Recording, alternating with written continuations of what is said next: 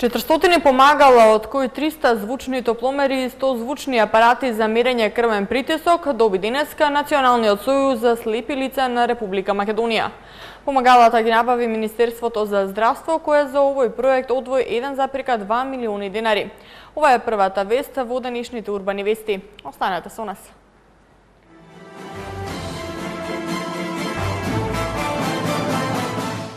Појадок на мост се проширува, освен на камени ке се појадува и на мостот око. Започна манифестацијата Звуците на чаршијата 2013. Окта со донација од 18 компјутери за средното училиште во Илинден. Голем број на работодавачи на форумите во Газибаба и Бутал.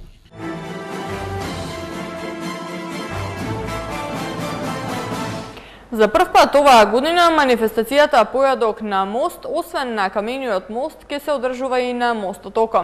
На појадокот кој ќе започне во 9 часот ќе има место за 2500 гости. Елизабета Дамјановска.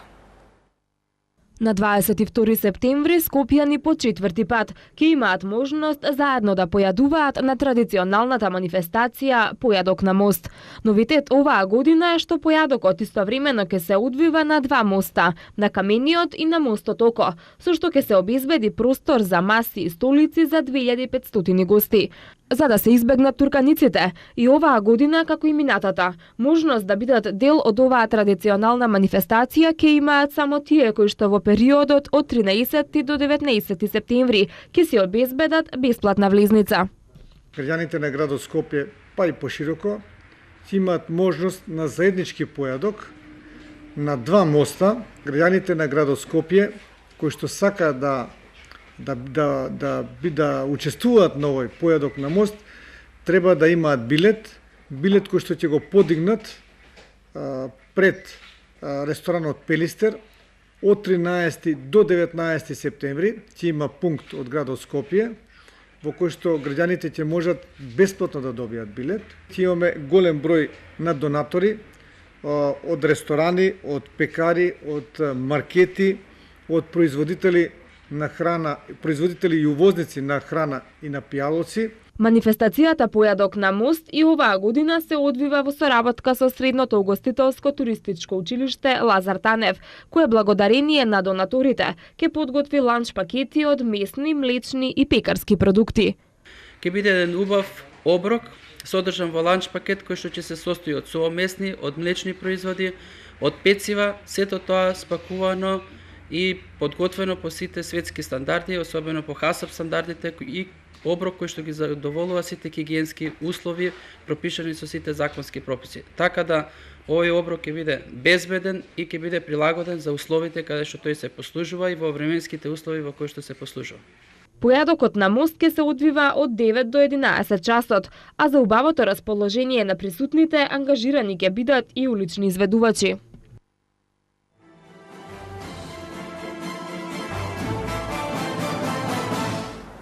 На неколку локации во старата Скопска чаршија денеска до полноќ ќе се одржува годишната манифестација Звуците на чаршијата.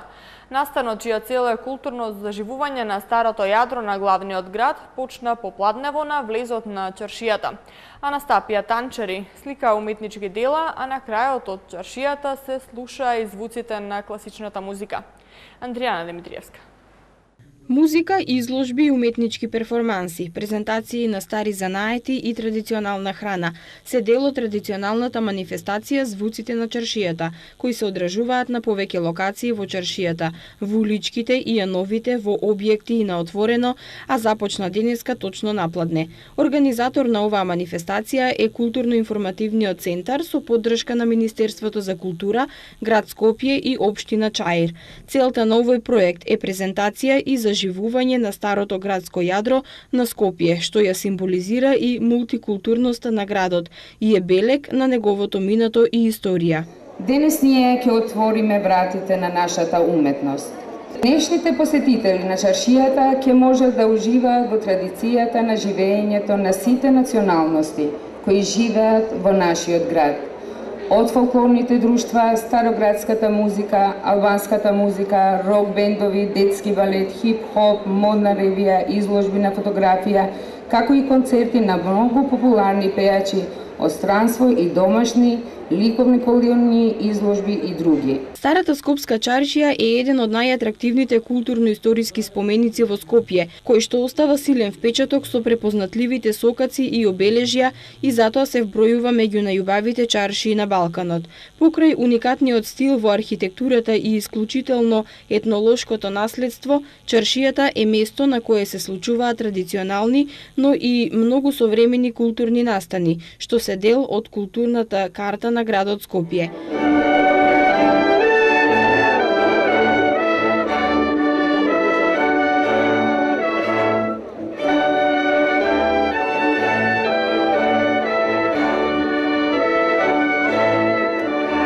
Градоначалникот на ЧАИ Ризет Меджиди рече дека целта е да се врати сјајот на чаршијата, а за тоа како што додаде најдобар начин е културата.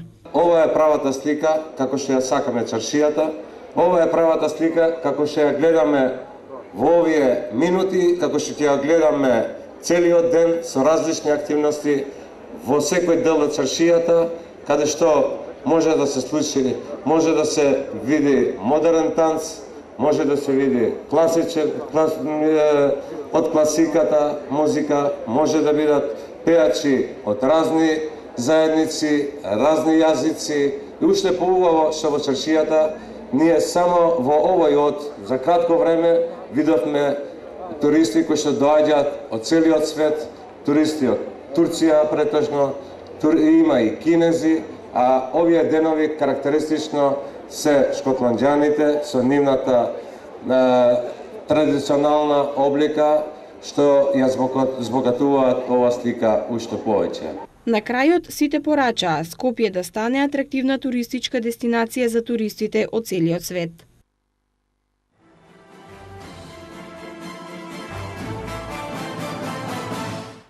Средното општинско стручно училиште Илинден доби донација од 18 компјутери од рафинеријата Окта, со која целосно се опреми кабинетот по информатика, што на учениците ќе им овозможи да се стекнат со повеќе знаења. Градоначалникот Жика Стојановски истакна дека соработката со компаниите од општината ќе продолжи во иднина. Соработката помеѓу општина Илинден и рафинеријата Окта продолжува и понатаму. Градоначалникот Жика Стојановски и генералниот менаџер на Окта денеска беа во посета на Средното општинско стручно училиште Илинден, каде оваа компанија донираше 18 компјутери, со што целосно се опреми кабинетот по информатика. Вредноста на оваа донација изнесува 10.000 евра.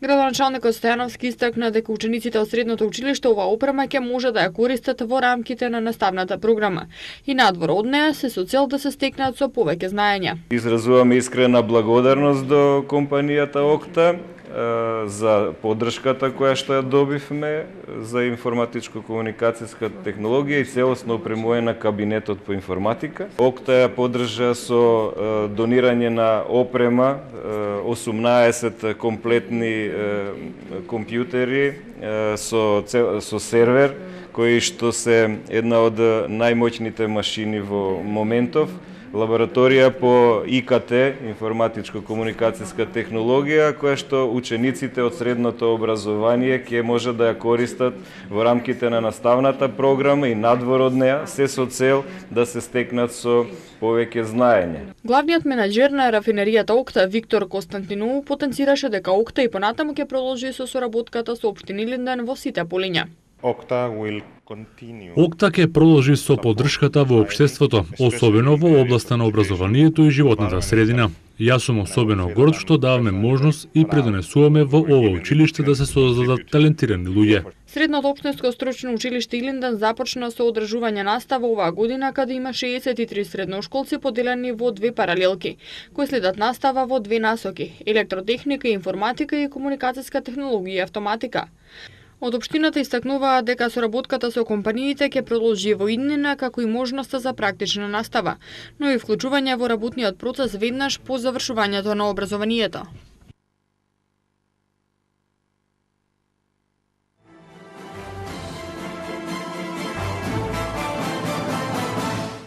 Граѓаните од општина Илинден, представниците од бизнис секторот и невладините организации денеска учествуваа на третата форумска сесија од проектот Форуми во заедницата. Детектираа и анализираа проблеми на темата подобрување на комуналните услуги, но и понудија предлог решенија, идеи и препораки за нивно решавање. Според предложените идеи од страна на граѓаните, во наредните сесии ќе се изработуваат конкретни проекти, од кои дел ќе се спроведат и ќе се финансираат со средства од Швајцарската агенција за развој и соработка и од општина Илинден. Третата сесија одбележа големиот интерес и одличната активност на присутните граѓани кои беа распоредени по работни маси. Бизнис сектор, месни заедници, образование, заштита на животна средина, земјоделство, улици и патишта, спорт и рекреација, управување со отпад, култура и општинска администрација. Преку овој проект, граѓаните со сопствени идеи ќе придонесат за подобрување на нивниот живот и ќе бидат директно вклучени во дефинирање и реализација на приоритетните активности во општината. Преку 6 форумски работилници, граѓаните по пат на гласање ќе дефинираат и конкретни акциони чекори, за чие имплементирање се обезбедени 4.800.000 денари, средства од буџетот на општина Илинден и од Швајцарската агенција.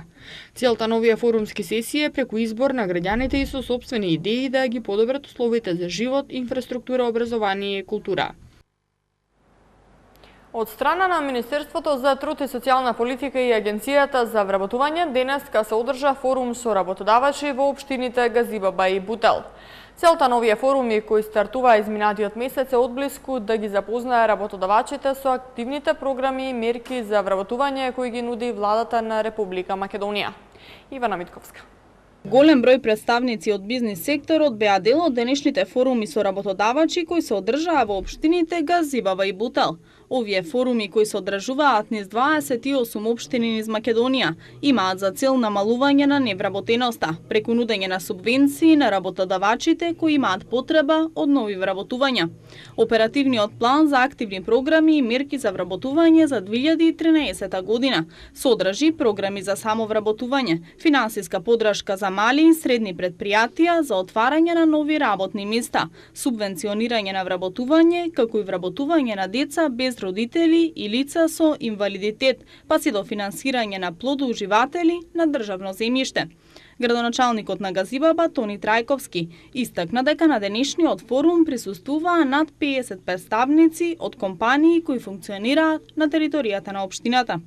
Форум на кој што ќе се дискутира за преземање на одредени активности во насока да се помогне во делот на вработувањето.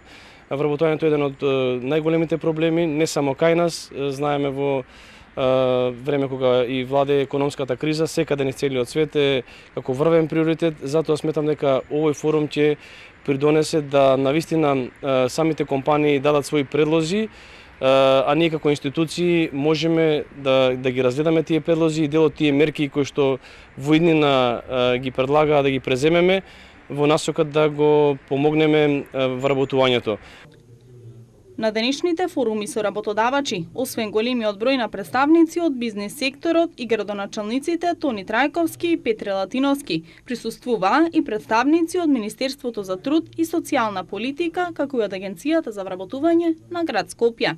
Работодавачите, освен што имаа можност да се запознаат со програмите и мерките за вработување кои ги нуди овој оперативен план, истовремено имаа можност да дадат своји забелешки, предлози и сугестии, кои што може да бидат вградени во оперативниот план за активни програми за мерки за вработување за 2014 година.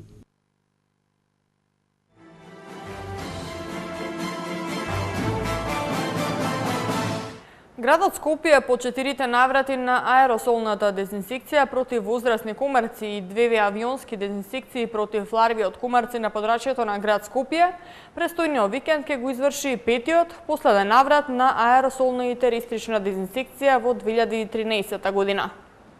Петиот наврат на авионската дезинсекција во 2013 година на подрачјето на град Скопје против возрастни форми на комарци ќе се одвива во деновите од престојниот викенд, односно на 14 и 15 септември во период од 5:30 до 8 часот. Теристичната дезинсекција пак ќе се одвива во деновите од понеделник до петок од 16 до 20 овој месец, во период од 1 до 5 часот. Доколку временските услови не го дозволуваат вршењето на аеросолната дезинсекција, авионската дезинсекција ќе се изврши во истиот термин првиот нареден ден, кога временските услови ќе бидат поволни. Исто така се известуваат и пчеларите навремено да ги преземат потребните мерки за заштита на пчелите. Летонија, Србија и Литванија забележаа победи во вчерашните надпревари во втората фаза од Европското првенство во Словенија. Останатите спортски информации следуваат веднаш по рекламите.